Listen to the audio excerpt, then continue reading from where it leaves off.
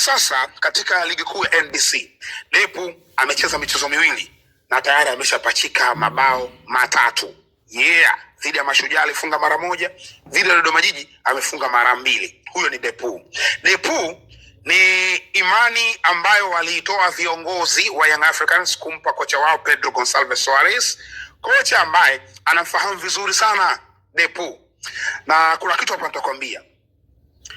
Depu miongoni mwa uimara wake mkubwa ni aerial balls. Hii mipira ya kichwa, kufunga kwa kichwa ni strength yake kubwa. Of course na uwezo kufunga kwa miguu na mazingira mengine, lakini kwenye kichwa ndo uimara wake mkubwa. Ukimuuliza Depu atakwambia kwenye kichwa ndo sehemu ambayo anaenjoy zaidi kufunga. Mpira wa Kiafrika umebase sana katika crosses. Tunapiga sana crosses after crosses. Kwa Depu kushine ndani ya Afrika ni kazi nyepesi sana. Ndani ya kikosi cha national team ya Angola, kocha alikuwa anacheza na back 3. Back 3 walinzi watatu wakati na ma wing backs wanatanua pembeni. Hawa ma wing backs ilikuwa wanasogea kule pembeni kwenye touchline, wanapiga crosses. Depu alikuwa na score kwa sababu ana uwezo mkubwa wa kucheza mpira ya kichwa. Hii vitu vya namna hiyo alikuwa anafanya sana. Hata Mabululu ndani ya Angola amefunga sana magoli na namna hiyo, kwa maana magoli ya kichwa. Europe, Ulaya ambako Depu alikuwa anacheza, Ulaya ni total football.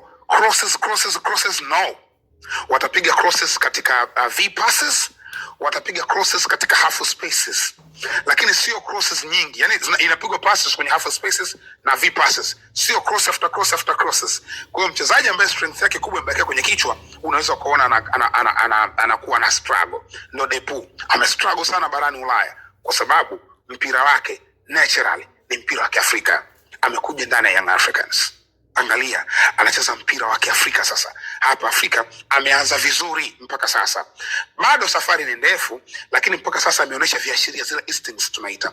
Viashiria vya yeye ni striker hatari mpaka wakati huu tunapozungumza. And good thing, yupo katika timu ambayo ina create a lot of chances. Yanga inahitaji tu uwe na sanaa ya kufunga. Swala kutengenezwa nafasi ondoa shaka. Wapo wapikaji wengi. Sanaa ya kufunga ipo. Depu tayari yuko nayo. Tunasubiri kuona. Bwana, viongozi wa Young Africans wanastahili pongezi wa kumshusha Depu hapa. Lakini kocha ni waliyemtaka. Young Africans ilikuwa na deals zake mbalimbali. Walikuwa na deals za Emmanuel Mengo, aliingia kwenye kikosi, Alan Okello aliingia kwenye kikosi. Lakini Depu ni kocha mwenyewe alisema namtaka yule, na ndo ameletwa kwa fedha nyingi kutoka barani Ulaya. Anyway, so far Depu ana goli 3, kinara wa mabao na magoli 5. Unamuona Depu akiwa top scorer msimu huu? Weka comment.